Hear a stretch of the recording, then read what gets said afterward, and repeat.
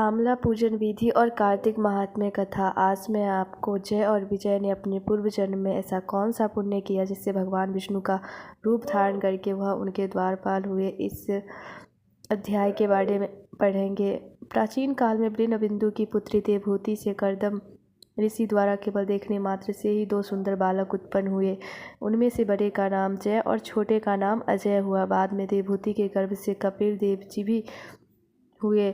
जय और अजय दोनों ही विष्णु जी के बड़े भक्त और धर्मात्मा थे। दोनों ही नित्य प्रति अष्टाक्षर मंत्र का जाप करते थे और विष्णु जी का व्रत करते थे। भगवान इन दोनों भाइयों पर अत्यंत प्रसन्न थे और नित्य पूजा के समय इनको दर्शन दिया करते थे। एक समय राजा के निमंत्रण पर देवर्षि नारद जी गणों सहित राजा के यज्ञ में पधारे। उस यज्ञ में जय ने ब्रह्मा और रोहित बनकर यज्ञ को संपूर्ण करवाया। यज्ञ की विधि पूर्वक समाप्ति हुई। मारुत राजा ने जय और अजय को बहुत सा धन दिया।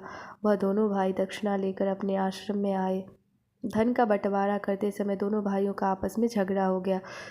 जय ने अजय को कहा कि धन के बराबर बराबर भाग होने चाहिए। अजय ने कहा कि जितना धन जिसको मिला है उतना धन उसका ही है।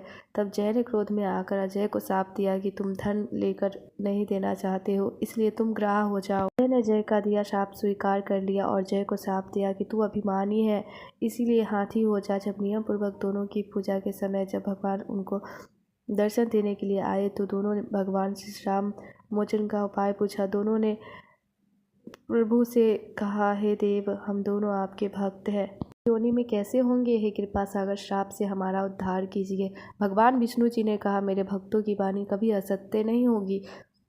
यमराज भी इसको अन्यथा नहीं कर सकते। पूर्व काल में मुझे भक्त राज प्रहलाद के कहने पर स्तंभ से प्रकट होना पड़ा था और राजा अम्बरीश के कहने पर 10 अवतार लेने पड़े थे। अतः तुम दोनों अपने श्रापों को भोग मेरे लोक को प्राप्त हो जाओगे। इतना कहकर विष्णु जी अंतर्ध्यान हो गए।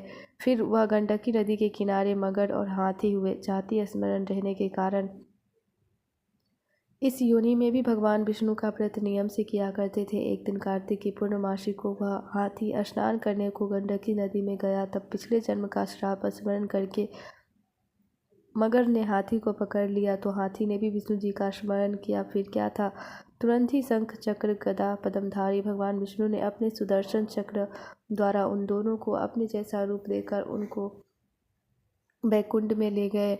उसी दिन से उस स्थान का नाम हरि क्षेत्र प्रसिद्ध है। चक्र के आघात से वहाँ के पत्थरों में भी चिन्ह बने हुए हैं। वह दोनों जय और अजय के नाम से आज तक संसार में प्रसिद्ध है। हे प्रिय, आपने विष्णु जी के द्वारपालों के संबंध में जो प्रश्न किया था उनका विस्तृत उत्तर मैंने दे दिया है। इसलिए हे द्विज, तुम भी ईर्ष्या और द्वेष को त्याग कर नित्य भगवान विष्णु का व्रत करो। जगत के प्रत्येक जीवन को समदृष्टि से देखो। तुला, मकर और मेष की संक्रांति में नित्य प्रातः स्नान किया करो। तुलसी वन की रक्षा किया करो। एकादशी व्रत किया करो। गौ ब्राह्मण वैष्णवों की सेवा किया करो। हर समय तैयार रहा करो। व्रत करने वालों को मसूर दाल और बैंगन के साग को कदापि प्रयोग न करना चाहिए। हे धर्मदत्त, ऐसा करने पर तुम शरीर त्याग कर हम लोगों के समान गति पाओगे।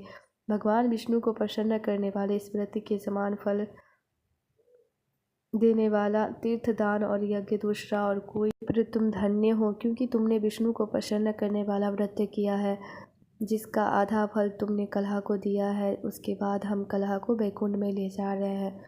तब नारद जी ने कहा, हे राजन, इस प्रकार धर्मदत्त को विष्णु भगवान का उपदेश देकर कलह को साथ लेकर विष्णु के पार्षद वैकुंठ को चले गए और धर्मदत्त को भी उनके आदेशानुसार विष्णु के व्रत में तल्लीन हो गया।